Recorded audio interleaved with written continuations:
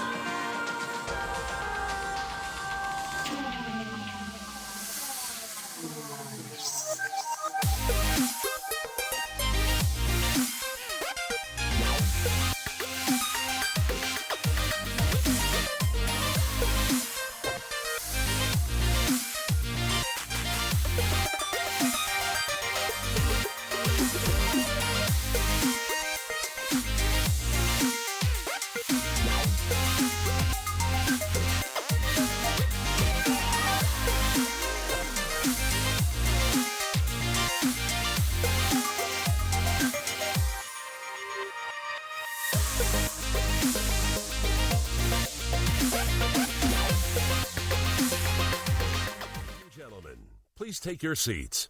Our program will begin shortly. I didn't choose this music, but you are. No, keep the. I want the jazz. Yeah! What's up, everybody? How's PAX East going? Woo! Get louder!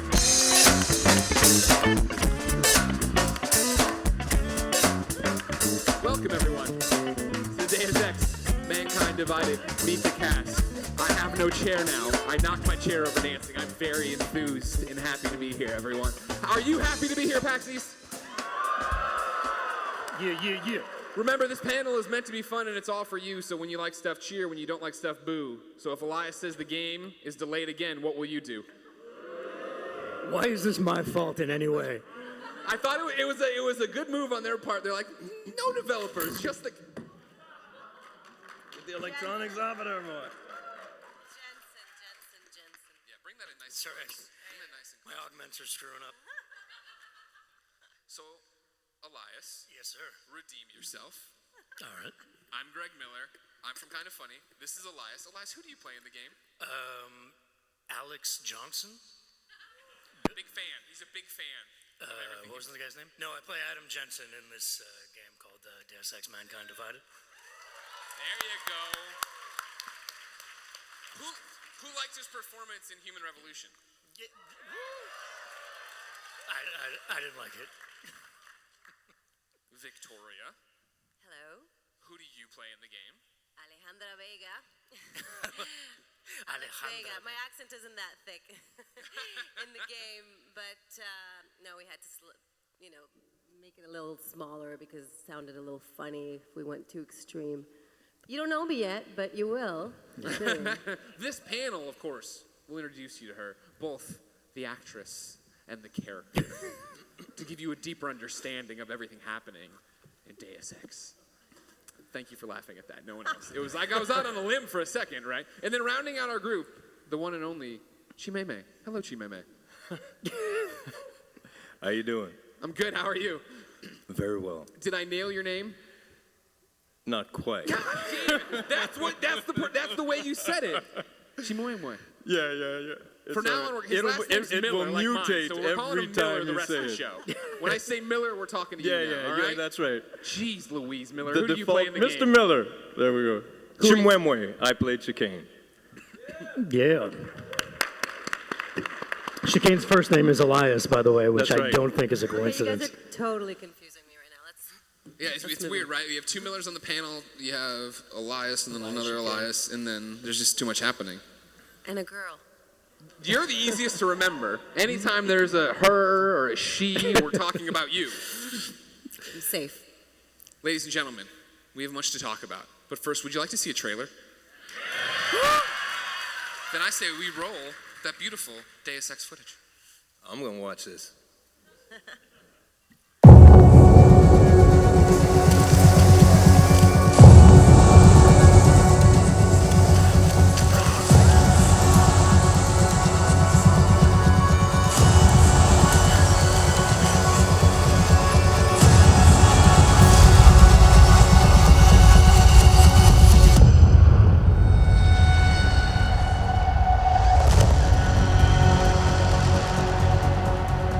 We are human beings. Each and every one of us. This must not go on. This injustice must end. An increase in the number of terrorist attacks highlights the danger posed by augmented citizens. I once thought I could save the world. Now look at it.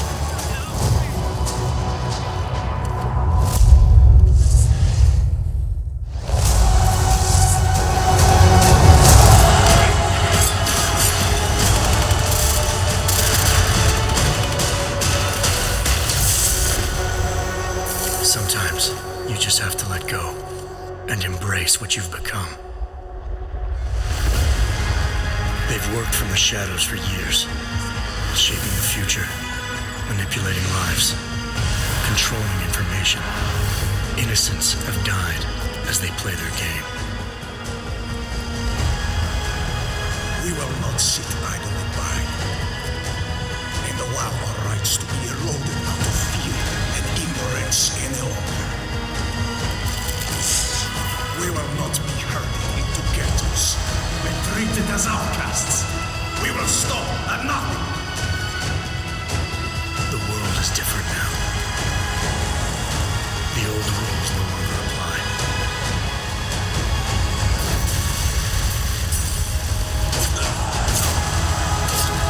So much pain. So many lies.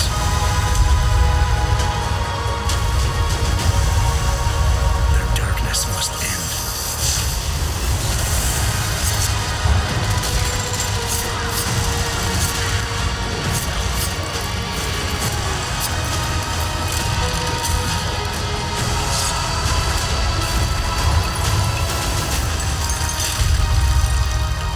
This should be your fight as well, brother.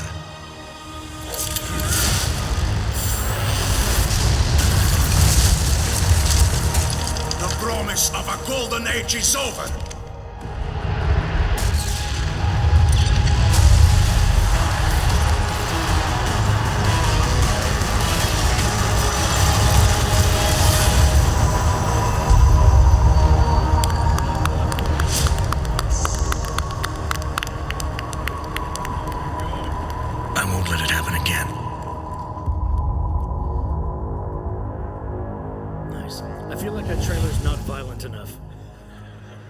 say, it doesn't look like Jensen's making a stealth run. not in that trailer, no. Elias, you come back to this character, Adam Jensen. What is happening with him now? How do you come at him in the second game? Well, I have to be careful when I do these things because there's some spoilers that I have to avoid for the most part. No, you can say them. Everybody's cool. Yeah, it's fine. Nobody posts them online. I sign these things called NDAs that I get fired or killed or something like that. Oh, wow. That's an intense NDA. Yeah, they're very serious. But the game takes place 2 years after the end of the last game. And the thing that happened in Panchaea, if you guys remember, we'll say Panchaea exploded. Jensen, as you see at the end of that trailer, he was found face down, unconscious, and 2 years passed. You learn what happens in those 2 years when you get the game. August 23rd, everybody. August 23rd. And Jensen has joined a task force called Task Force 29, and they go around. They're kind of an anti-terrorist task force. He has joined it, and you'd think he's joined it just because of his sense of justice and things like that, but he actually has kind of an ulterior motive because he thinks that the people who are kind of, this is a Deus Ex game, so we'll just out and say it, the Illuminati and people in charge, he thinks that they have their hands in Task Force 29. So he's joined this task force. He's working for them. He's doing missions for them. He doesn't know if he trusts them yet, and he has people who he works for, who he is working with, I should say, who aren't in Task Force 29, which is where Alex Vega comes in. The wing woman. I'm sort of an informant for him. Alex Vega is an ex-Bell Tower pilot with military training, very smart, tough chick. And she's often buzzing in his ear, trying to help him avoid horrific incidents. And she gets a little impatient with him sometimes. Because she doesn't trust the task force that Jensen's working for at all, right? I don't trust anybody, man. Yeah. Now you sound like it. The other thing that was so funny is Victoria would, in the script, we had a lot of lines that were in Spanish. Yeah. And you would just translate them into English because you're like, this is not. It wasn't working. Sometimes it just wasn't working. Like, I don't know. What are you doing, cabrón? Like, mierda, no, don't worry about it. You know, it was just, I had to like sort of fix it so that it kind of made a little bit more sense. The way that a Latina would actually speak until we found sort of a middle ground. Are you telling me Canadian writers can't nail the Latinas? The Latinas? They're getting there. The writer's American, actually. She's actually really good. She's really awesome. But she's very white, I guess. Elias, can you just roll with a joke once or twice? Immediately coming out with your fact check squad. I believe we have a cutscene to introduce the world to Vega. Oh, cool. Hey, there I am. So you don't have to just... yeah. Oh, there she is.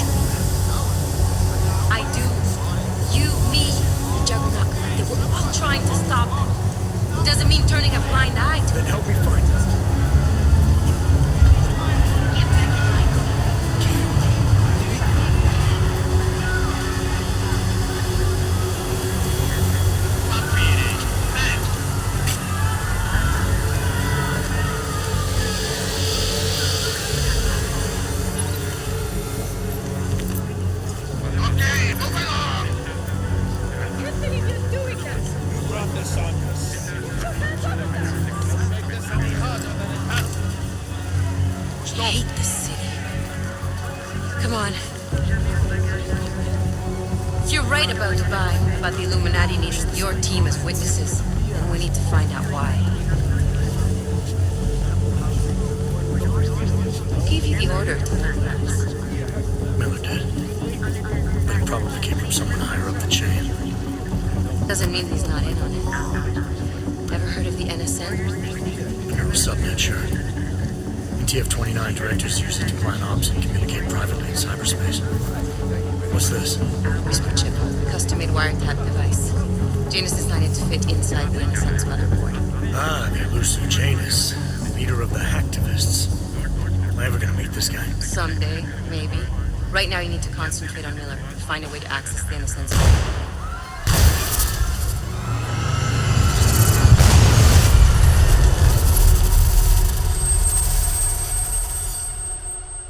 And that's the end of the game. Not. Done.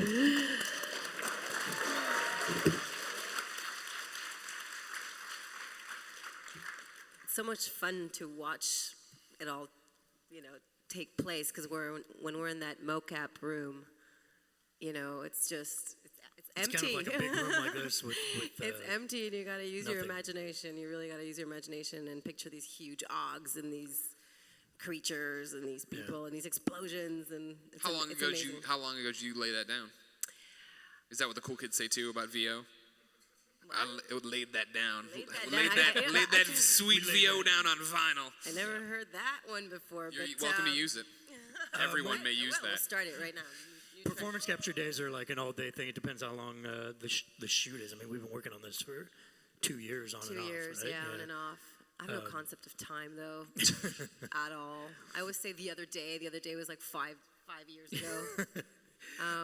No, but it's been about a process of 2 years. Yeah, my favorite thing about mocap is that they, for performance capture, so you got your camera on your head, it's pointing at you. When Jensen, for me, it's when you see him. Obviously, when he's first person, you only hear me. But yeah, the camera pointed at your face, a little camera that's attached to a helmet that gives you a headache all day. You got dots on your face. You got the tight suit on with the markers all over you, the balls all over you. Super A lot of glamorous. balls on A you. lot I of got balls all over you. And the funny thing is when they're Velcroed on, so if we accidentally bump into each other, we lose balls. So we're like, you got my balls on you, things like that. Such an easy joke.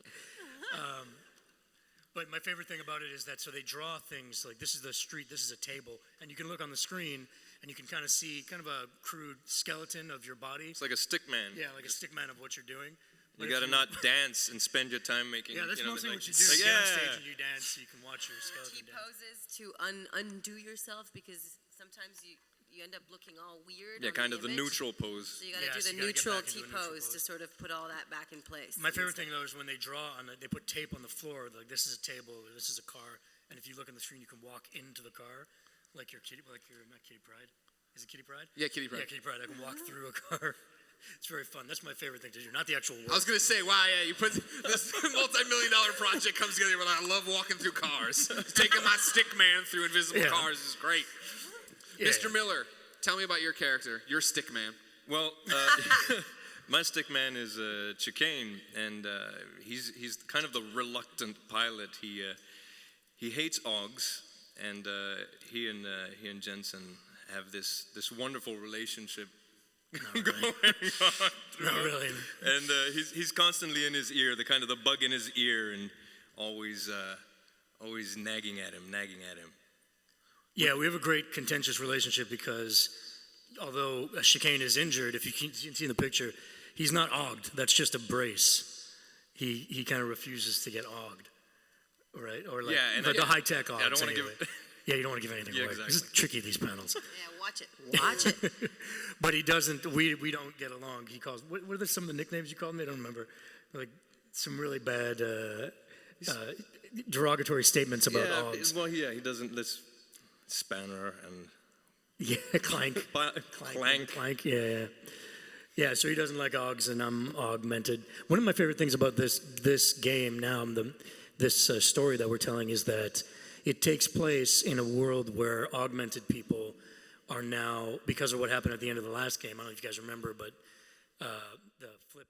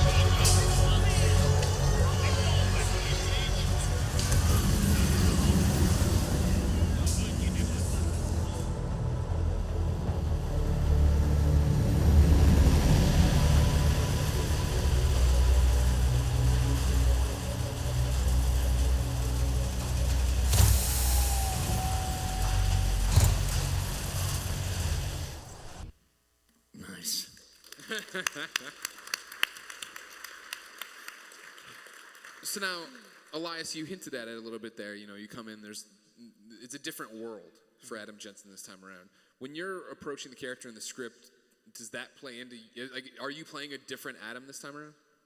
I would say definitely just based on what he's learned from the last game. It's funny because in the last game he was, he never asked for it. So, you can't win. You know, this is a true story. The other day, a pizza came to my house, and I didn't call for a pizza. And the guy opened the door. I'm like, never mind. I didn't. Like, I can't say those words ever for the rest of my life. But what the hell was I talking about? Oh yeah, so Jensen is in the last game. Yeah, he wasn't expecting it, and I'm trying to find different ways to say the same thing.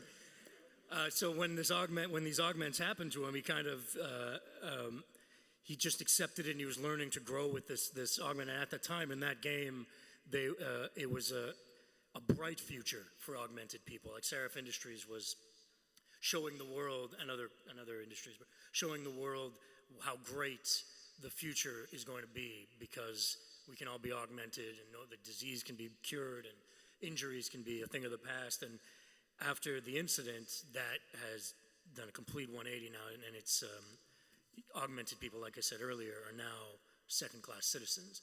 So Jensen, having been through it, having started out obviously as a normal person, having been augmented and then realizing what he can do and the good he can do, and now having that, having people like him being treated the way he's treated, it definitely changes the way I played it personally. And we bump into a lot of characters in the game.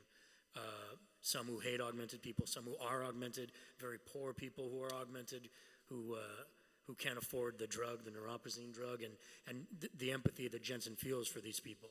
But the tricky thing about Jensen is, in the end, it's up to you.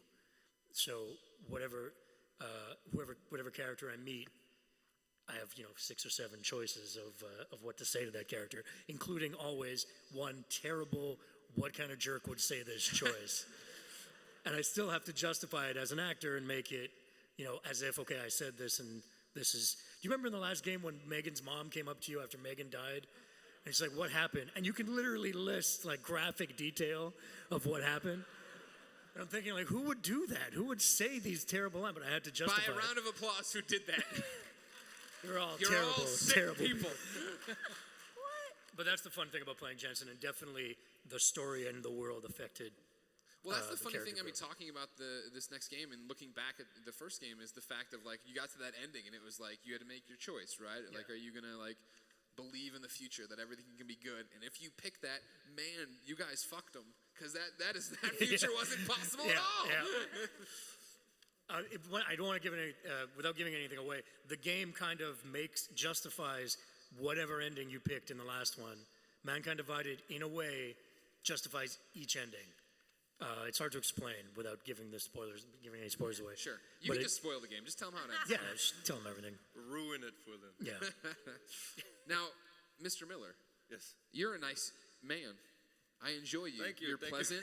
You're all smiles and stuff. Was it hard to step in and have to, I mean, you're playing off a character that you don't like, right? Like, that's the whole thing for Chikane is that he walks in and doesn't believe in augmentation, yet here he is, he gets to make these snide comments of calling him boss or whatever, but for you to walk in, how do you wrap your head around, I'm going to step in and I'm going to be a jerk to Adam Jensen the entire game? Well, I mean, it's that he has this relationship where he's actually paid to do that job, right? Yeah. And so because that's his job, he's going to be there. But if it was up to him, he would much rather not have, an aug around him at all. Right, so I think it's having that tension of it's his job, he's going to be there, he's going to do it, and then having to deal with this aug who, in a way, is human, right? So they have to communicate and they have to. No, but I mean, in a way, he's human.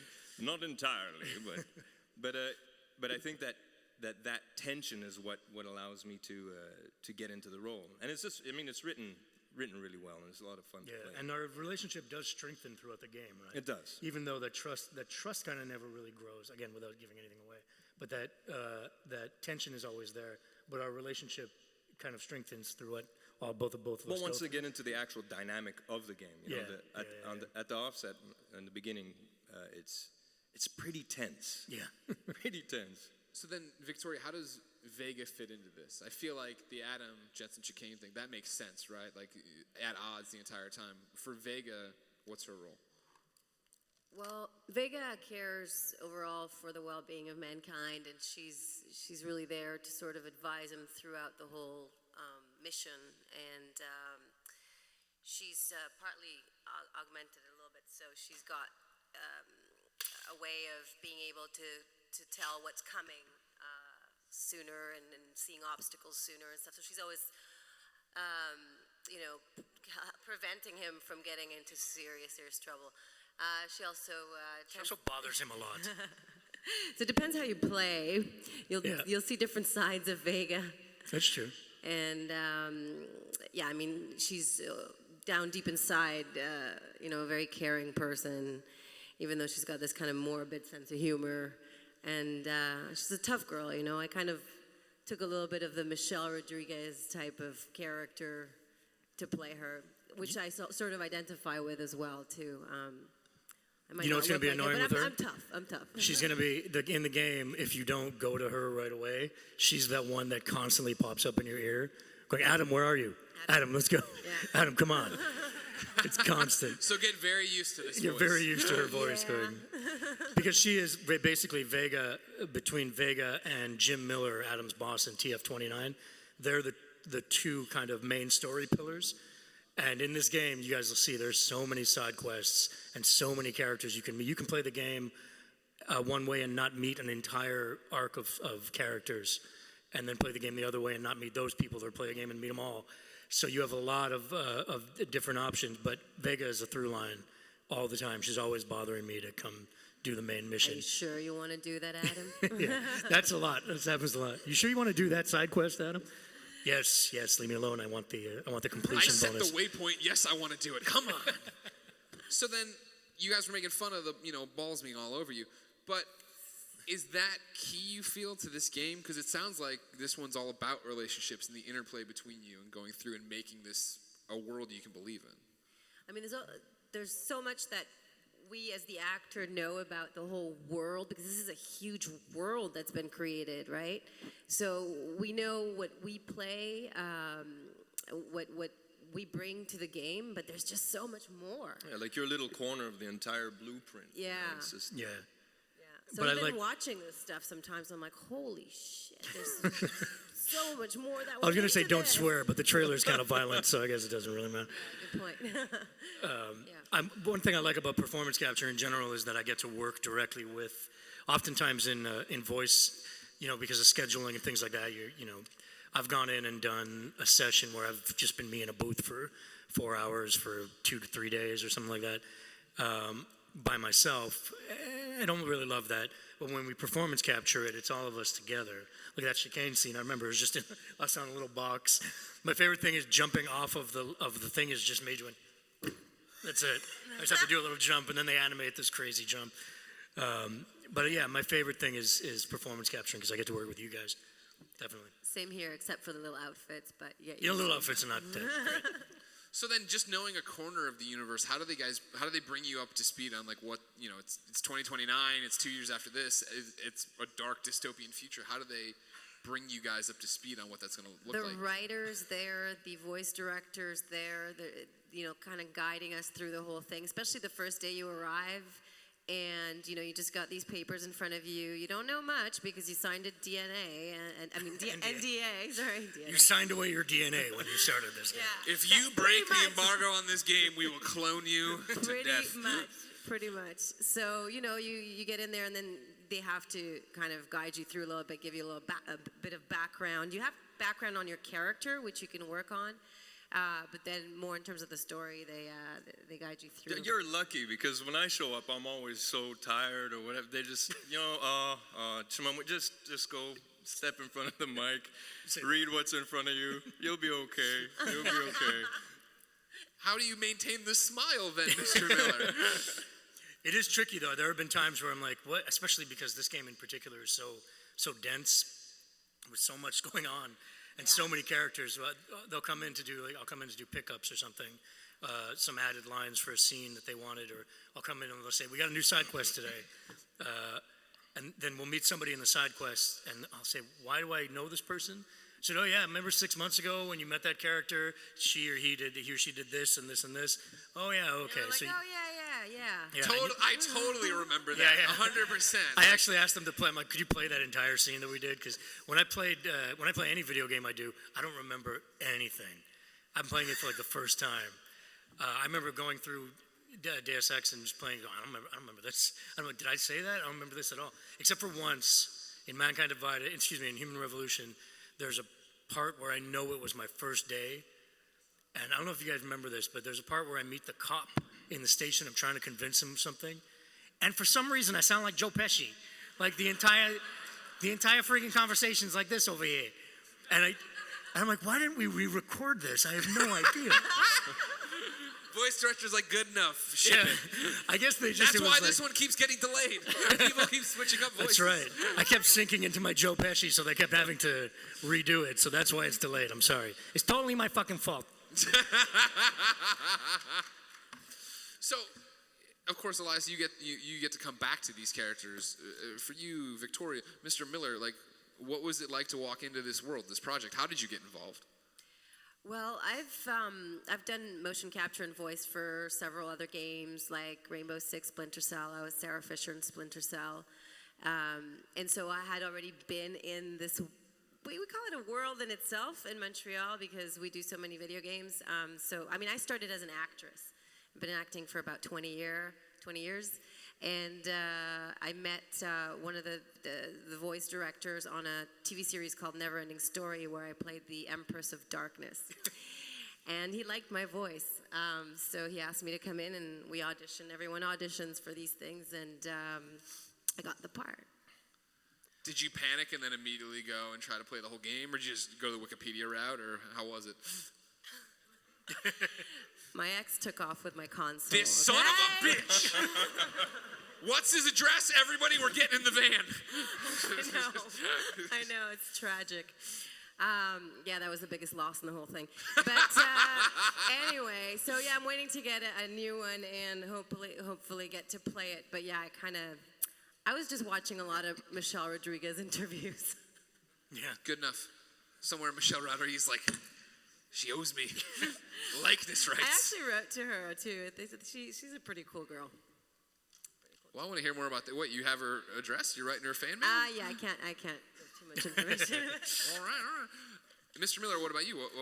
How did you get in the project? Well, I'm pretty new to the voice world acting, but it's been a couple of years now, and I got discovered by one of the casting directors in Montreal. And Montreal is particular because it's a really small city and a really small acting community, but we have a lot of projects going on, so you kind of meet up with everybody. And I was in a play, and I had the perfect character to show my big voice, and what was Ishward, the Tuareg, and the director was in the audience, and he said, okay. And after that, I got called, and then I did a couple Assassin's Creeds. I did a game called Outlast. I did. Again, you're allowed to be excited about things, but audience, I just see a lot of heads like, Outlast. Remember that game? And through that, getting known as the small guy with the big voice, they pulled me into this one, and I went into the audition. Actually, it was kind of wild. The audition was they had the description of the character, and I studied it, and I went in. And they said, so can you do a certain accent? And I said, well, it depends what you mean by that accent there. We're all going to sit down and try to do it, yeah. And they said, that's the one we want. You sound just like the guy. So, we went into studio, started working on it, and then they had to pull it back so people actually could understand what I was saying. And eventually, I was in. So it's been a great ride so far. So you're going to be this scene in the game where everybody's like, wait, why is his accent different here? Why is it changing? 10 hours. The fluid accent. No, that's going to be me, because when I get pissed, I sound more Latina. I've known some Latina women. That's normal. That's what happens, you know? Ladies and gentlemen, we want you to be part of this panel, of course. There's a microphone back there. Please feel free to line up, ask your questions for this illustrious cast. Some people are starting to move. Good. No, it's always that terrifying thing where you ask Nobody and wants a everybody's question. Like, good, got nothing. You're like, oh, crap. I'm legitimately terrified to pour water now. Hello, sir, how are you? All we have left is ice now at this point. I'm good. How are you? Excellent. Hi. Okay. Hello. This question is for all three of you. My question is, if you could take any voice role whatsoever, not necessarily just a video game role, what would you want to do? Yeah, Chimwemwe. Any? Any. Tim Burton stuff. Hold on, he's getting ready. Wait, he's got something up his sleeve. You take your time, man. Calling all Autobots. That would be something around there. That's cool. But that job's already taken. Peter Cullen, also from Montreal. Yeah. For me, I've always wanted to play Wolverine. I feel like I would play a good Wolverine. You know what I mean, Bob? Yeah. I think Wolverine would be cool. She just wants to play the animated Michelle Rodriguez. I was going to say, if they ever make a Fast and Furious cartoon. Oh, man, that's a tough one. I don't know.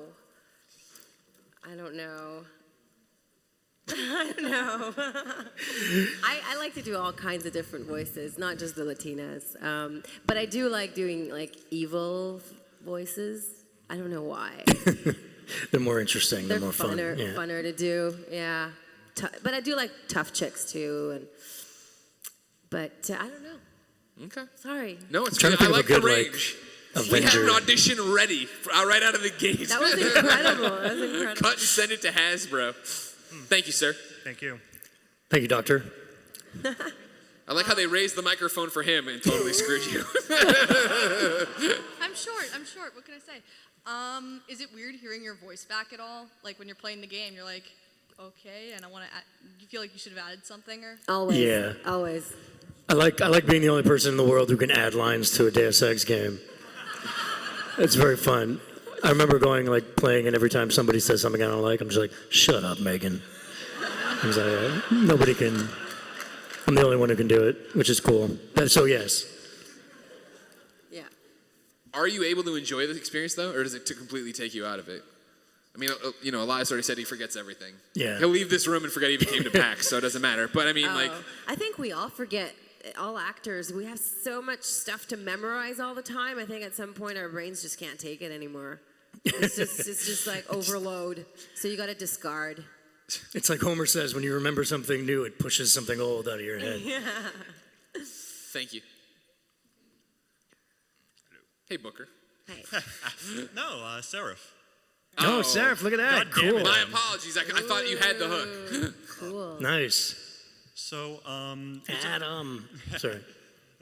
Anyway, so is there anything that you do before voicing the role to kind of get yourself, mentally and psychologically there to get into it? I know the big classic example is Heath Ledger and the Joker, but is there anything you do to kind of get yourself into that role?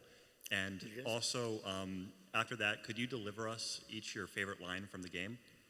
We can't remember them. That's a sketch.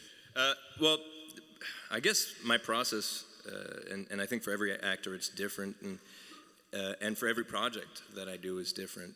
I know for this one in particular, I had to brush up on some accent work, and so I just went crazy, what are those accent tags that they have on YouTube, and just went over those and over those and over those, and called the people that I needed to call in my life who could help me, and just listen and work on it. And do the Betty Botter exercise and all the tongue twisters possible with the accent, trying to mold it and getting it to be like second nature, so that you don't get there and get stuck on words, But you always have someone coaching you as well. So, but yeah, my process was a lot of just getting my ears and my mouth to work the way I wanted them to. Victoria, anything?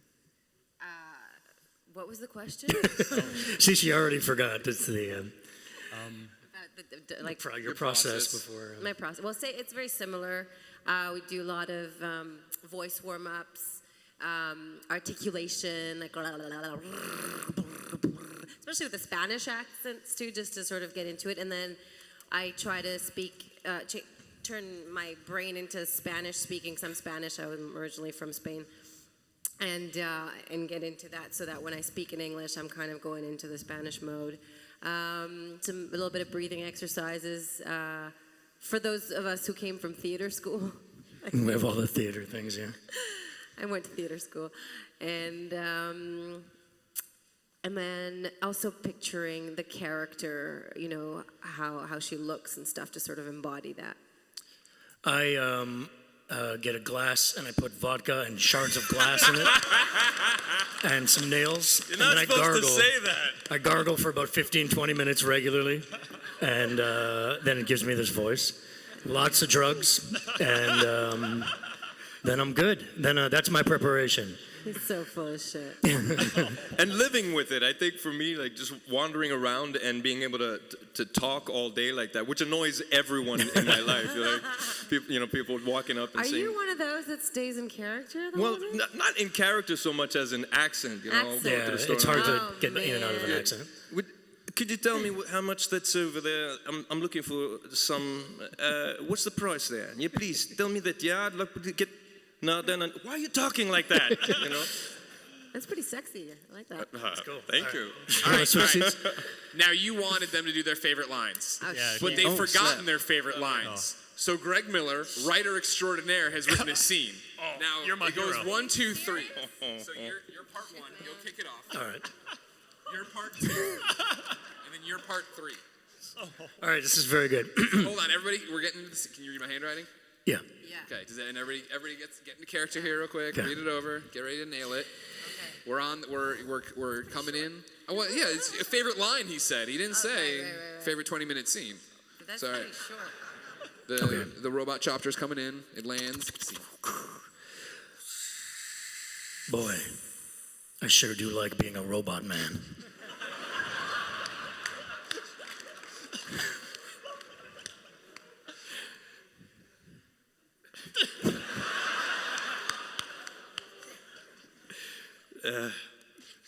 Shut up, robot man.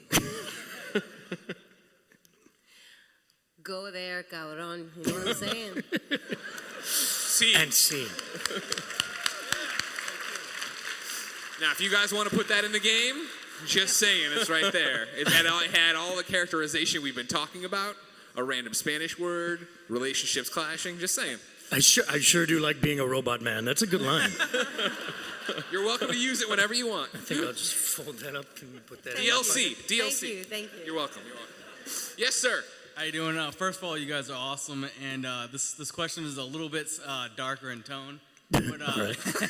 If I can bring the panel down a second. It's gonna depress everyone. But I noticed from the cutscenes, it seems to relate heavily on like society these days with the pressure of terrorism, and because I noticed there's a lot of paranoia and surveillance and like kind of Big Brother watching you.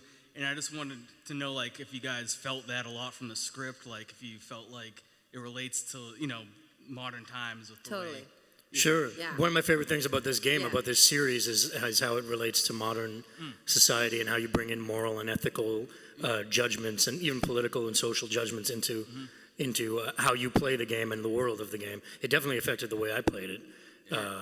That's one of my favorite things. Like I said earlier, my favorite thing about this story is the world that is 2020. Excuse me. We hope the future won't 2030? look like that in Yeah. 2029. We hope it won't. But it's got a lot of realism.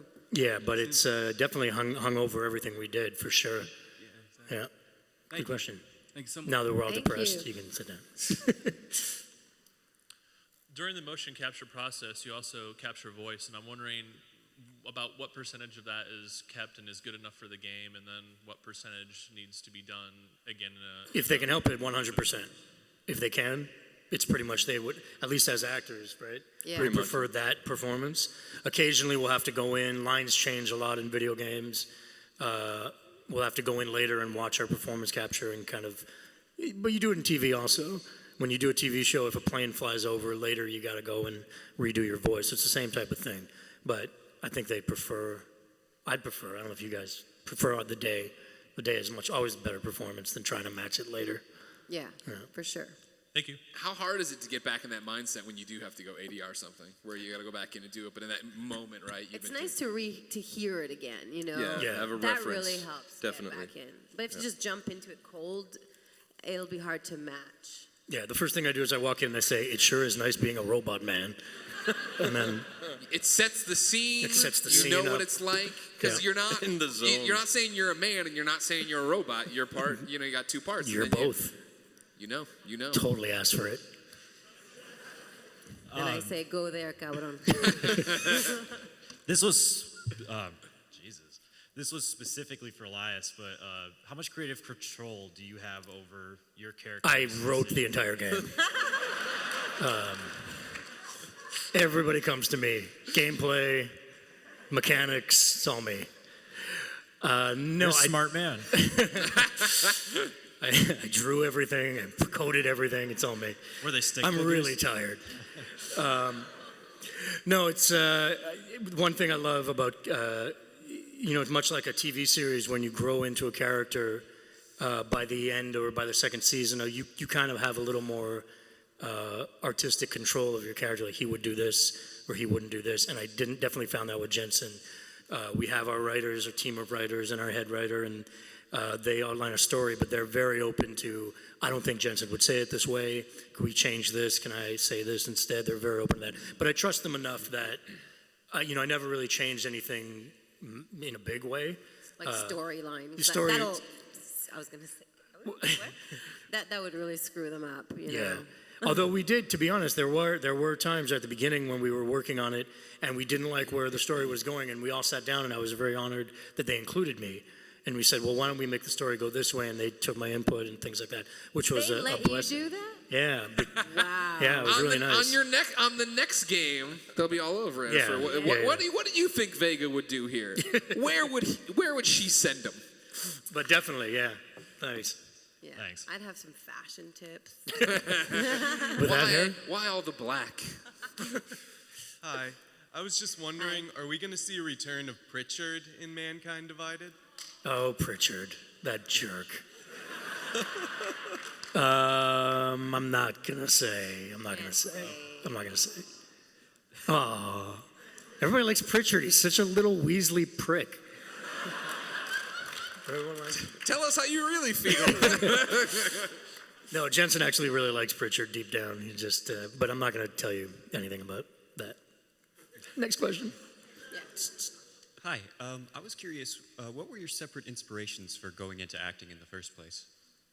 I'll leave that to you guys. Go ahead. Oh my God. I don't know if I was ever inspired to go into acting. I've just always been in acting.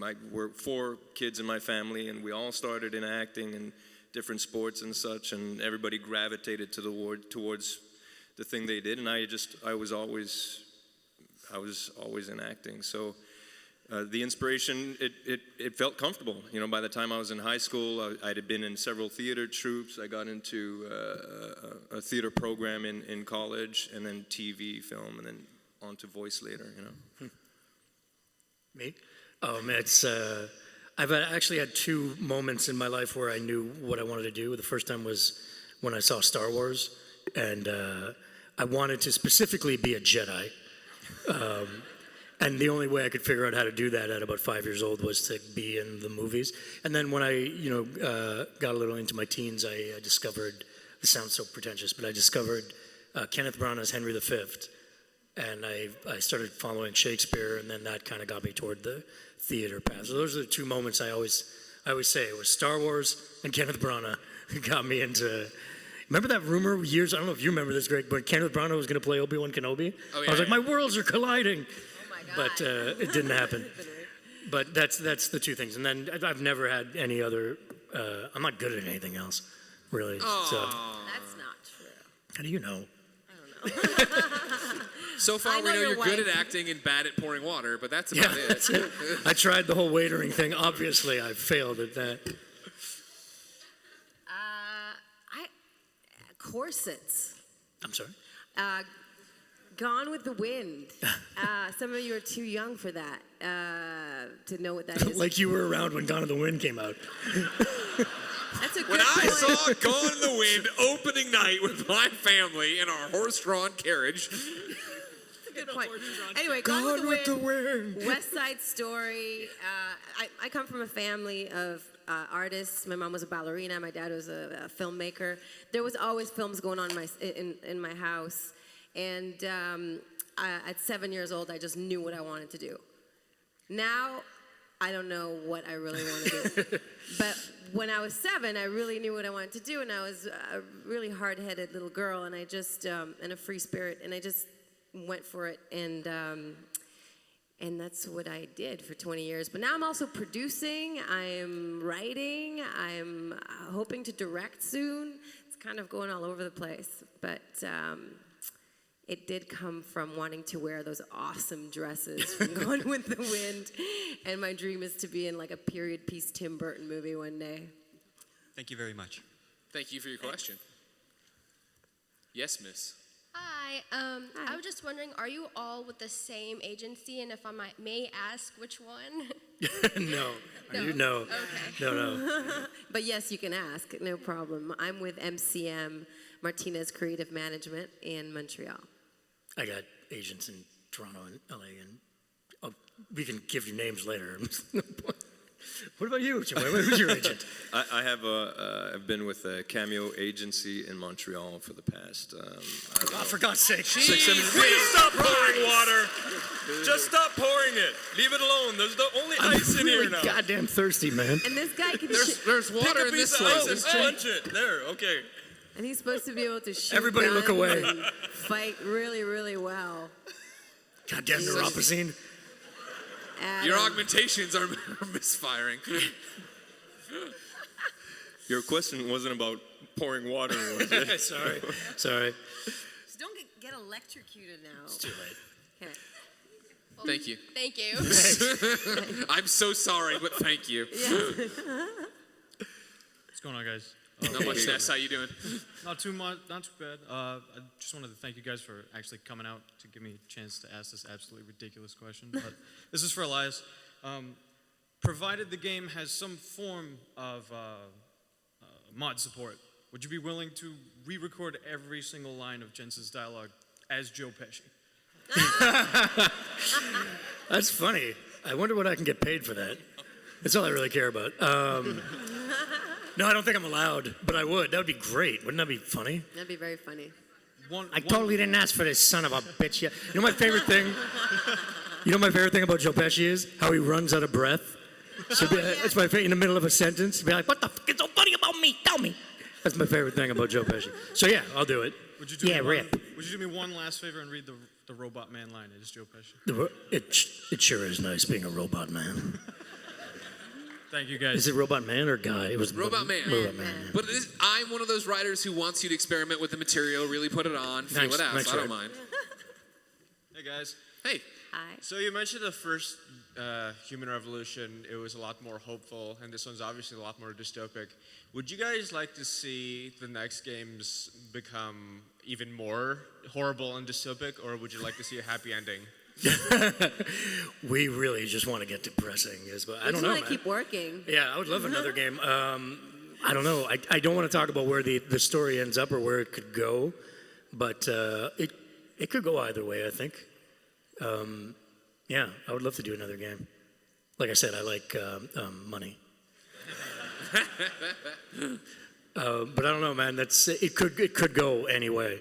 But I like. I kind of like it. Yeah, I kind of like the idea. Maybe I don't know if let's say this is you always think like the second one is the Empire Strikes Back, right? So if they were to do a third one, maybe it has to have Ewoks in it. All right, thank you. Thank you. God, this table is really wet. I'm really sorry, guys. Hi, my question is for Elias Toufexis. What is your favorite line from Human Revolution? My favorite line is when Jensen runs into these, I think they're gangbangers, and one of them says, yeah, my boy got killed, rest in peace, Big Rizzle. First of all, because Big Rizzle is a guy I grew up with, my buddy Lamar, we called him Rizzle, so one of the writers threw that in for me. And then Jensen says, like he wants to get on with the conversation, Jensen says, "Yeah, rip," and then just continues. That's my favorite. That's my favorite line. It's like, "Shut up about your dead friend. Let's keep talking." Thank you. Yeah, thanks, man. Hi there. This is for all four of you. You too, Greg. Greg's not allowed talking. It was a lot of work putting this game together, I'll tell you. Long nights, didn't see the family, but in the end, when you see the no, okay. If you all end up playing the game, what kind of playstyle would you want to use? Diplomatic, stealthy, violent? Would you be a completionist? Would you want to do everything? Or kind of what direction would you play? This is very important. My style would be hang on for dear life and try and get through it, you know. I'm the kind of player that people hate playing or being around when I'm playing, because I just I'm horrible. I'm terrible, and so You're not a good gamer. no, I must admit. I would hate to be watching you play this game. It may be entertaining. Right. This is my water. For me, I've always played. I played the last game as I don't kill any good guys. Yep. That's really my rule. I don't kill cops. I won't kill innocent people or soldiers, even if they're trying to kill me because they don't know. But I'll massacre any bad guy that gets in my way. So I'm kind of like half and half. I'm really riding the fence on this one. Yeah. I'm really behind in games because I have... Damn your ex-boyfriend. I know. We're getting in the van. But no, I had a little girl. And ever since that happened, I just had to slow down on the video games because most of them are so violent. Sure. But I miss them. I miss them because they were a lot of fun. I used to play Splinter Cell and Halo a lot. One Splinter Cell fan in the audience. Yeah. Hard to believe there aren't more games in the franchise. So you'd be diplomatic, I believe. Then I'm going to be violent. Like based on this, right? I was violent though. Huh? I was violent though. It's just because I had Sure, a little girl, it doesn't mean but that now, I wasn't but violent. now you have the little girl, so you'd want to do the diplomatic approach in this Right. game. When you play No. Mankind Divided, you'd be playing the good way and like, oh, so you can talk out your problems. And I'm gonna be like, oh, you don't like augmented people? Enough of your shit, world. I tried to be good last time and it got me nowhere. No, Vega maybe would try to talk out the problems, but I wouldn't. I wouldn't. All right, Thank we you, only guys. got 5 minutes left. Let's go Oh. get through the Thank last you. 4. Awesome. Awesome. Elias, the fact that you even tweeted that this was happening is the reason I'm here today. Nice. So, Technology and social works. absolutely. And it's also the reason people ask about Pritchard, at least from my perspective, is the fact that the conversation between the two of you is Yeah. just hilarious the whole time. So it sounds like we've got some good conversation coming up in the new game, which is awesome. Well, I don't know about Pritchard, but yeah. Continuing on the gamer side of things, for those of you who do game in the family, I'm my husband's wingman. I don't play. I watch with him and I kind of keep an eye on all of his stats and stuff and be like, hey, you might want to change this, whatever. Do you guys, does your family members, does your wife play with you when you My play? wife is addicted to Far Cry Primal, like addicted. like neglecting our children addicted. Like it's a serious issue. I'll put the kids to bed and she's like, I'm just going to do the dishes and then I'll come up and we'll watch, Walking Dead or whatever. The kids fall asleep. I go downstairs. Dishes are piled. Terrible mess. I walk down to the basement. She's still playing Far Cry Primal. She's like, I just lost my cat. I lost my panther. I got to get a new animal. I don't know if you guys play a game, but she likes the petting the animals is what it is. So yes, yeah. That's amazing. How about the rest of you guys? I mean, you said that with your kids now or with your daughter, it's a little harder. But I mean, do you guys play any games together? Or? Well, we like to play outdoors. What kind of terrible parenting? What is that? I'm Some so of us old grew up school. doing What's that. going on? But I know eventually we will get into video games. She's just a little tad young right now, but she does find some some games on the iPad, but I just can't handle them. I can't. They're just piano time. We're trying to set up rules around gaming at our place. You guys are terrible parents. I have a 4-year-old son and a 7-year-old daughter, and she is very logical. She'll play. She has a great time, and she's really good. And then when I say, okay, that's enough, and then she'll fight me a little, and then she's like, okay, I understand. But my 4-year-old, he loses it and throws himself on the ground and goes crazy. So it's like. It's down to Saturday morning the only time per week that we'll ever have. But I don't know. We have our Pac-Man 3D and our big Little Planet. That was the one that Little Big Planet. See how yeah. But Little Big Planet. That's the one that got us as a family into gaming. So. Sweet. Thanks, guys. Awesome. Appreciate it. Thanks. We're good. Cool. By the way, for the record, she's my wingman. I'm the husband. Okay. She also took like the first half of what I was going to ask about. So I'm actually going to change my question, make it a little bit more silly. Welcome to marriage. Exactly. It's like we're married or something. But if you were able to have, and for those of you who are kind of familiar with the gameplay and understand the augmentations and the choices you can make for how you can customize your character, is there one augmentation that you would abuse the fuck out of if you were in real life where, like, okay, I see a flight of stairs, I don't want to go down it, up Icarus? Is there something you would abuse the heck out of if you had augmentations? Well, I like the Icarus landing for sure, because I would never take an elevator again. But I really like the Casey Aug, the one that sends out pheromones. You can get whatever you want. Yeah. Who wouldn't want to be the bad guy from Jessica Jones? I just that's all I would do. I'd get every part I ever auditioned for, and that's what I would do. The Casey Aug. Awesome. Sure. Either of you have one that you would pick from? We gotta stop. Who, me? No, I don't know He hates enough. Augs. I mean, your character hates Augs, but I mean you personally. No, I don't know enough about the actual augmentations themselves to be able to answer that properly. But if they had one that did dishes and opened cans and stuff like that would be exactly what. Ladies and gentlemen, they're literally playing us off, which I've never seen at a PAX before, which means they're fucking serious. Please put your hands together for the cast of Deus Ex: Mankind Divided, out August 23rd. Thank you. Everyone.